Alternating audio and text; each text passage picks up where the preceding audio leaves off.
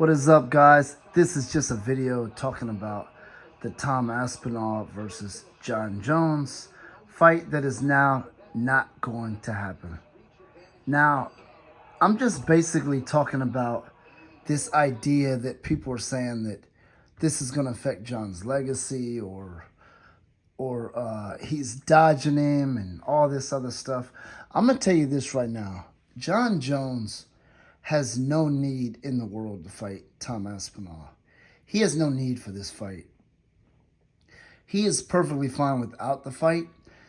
I mean, look at it like this. 20 years from now, when there's another undefeated guy who's on top and he's being compared to Jon Jones, nobody's going to be talking about Aspinall, but he didn't fight Tom Aspinall. Nobody's going to be saying that at all. Nobody's going to say that. The Tom Aspinall thing is going to be forgotten. He's not somebody that he needed to fight.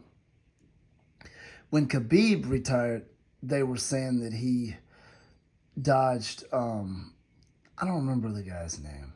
The one who he was supposed to fight, in which the fight got canceled. But it wasn't, it was like a couple years before he retired. But anyway, when you retire undefeated, they're always going to say you dodged this person, you dodged that person. Because there's always going to be somebody left that you didn't fight. There just is. You can't clean out every single fighter. You can't do that. That's not possible because of the schedule. There's always, if it wasn't Aspinall, it was going to be somebody else. There was going to be somebody that he dodged, somebody that he didn't fight. They did the same to Khabib. They do the same to anyone who, they do it to boxers too. He had no need for the Aspinall fight. And when he said that this is not something he needs for his legacy or for his career, he was telling the truth. His career minus the Tom Aspinall fight changes absolutely nothing. The guy has been in title fights since 2012. And I'm not going to say nonstop because he had suspensions and he was stripped of his title. And when he was stripped of his title, he came right back and got it. Then he went up to heavyweight, took that title. I mean, the guy has not been defeated. He has a no contest and a DQ. That is not a defeat. He was never defeated. Nobody has ever proven that they can beat Jon Jones at all. And even the Cormier fight with the picograms testing positive for whatever it was, estrogen blockers or steroids, whatever it was. I'm not even sure. But anyway, my point is, regardless of if he fights Aspinall or not, that doesn't change anything in Jon's career. And I think retiring was the best move for him. Because he's, like I said, he's been in title fights since 2012. Since 2012. This Tom Aspinall stuff means absolutely nothing. It would be relevant if Tom Aspinall was like a long undefeated fighter and Jon Jones kept avoiding him for years and years. It would make a difference. But Tom Aspinall is a guy with losses who just recently emerged as the interim champion. And Jon Bones Jones hasn't even been a heavyweight that long. He only had 2 heavyweight fights, Ciryl Gane and Stipe Miocic. Now, the Stipe Miocic as a heavyweight, when Jon went to heavyweight, I felt like he did need that fight. He took the belt from Stipe, and he needed that fight. If he was going to go heavyweight and prove he's the best guy there, if anything, he was going to have to fight Stipe, because Stipe was the champ.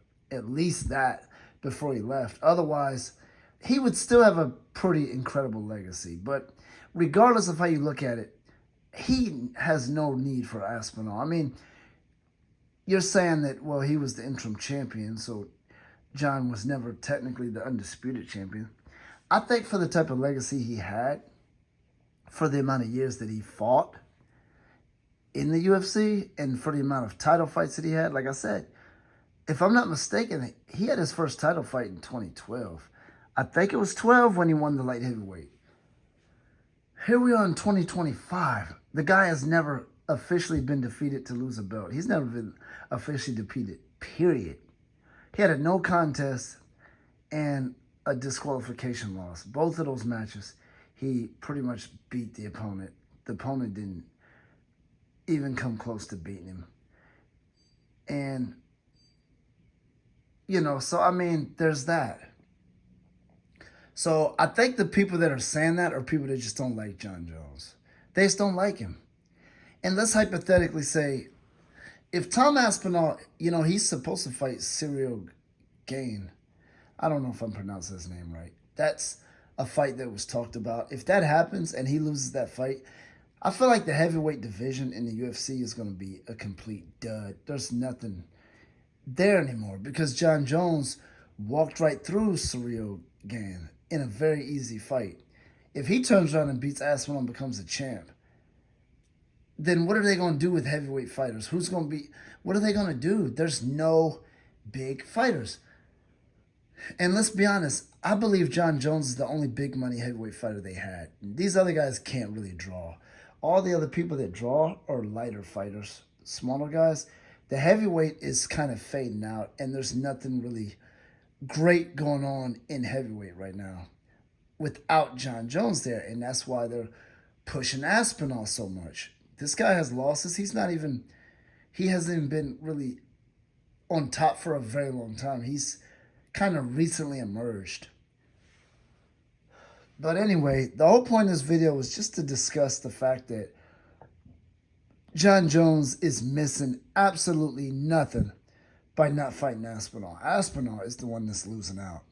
He needed that fight really, really, really bad to beat Jon Jones. Jon Jones had no need in the world for Aspinall. He definitely needed the Stipe fight.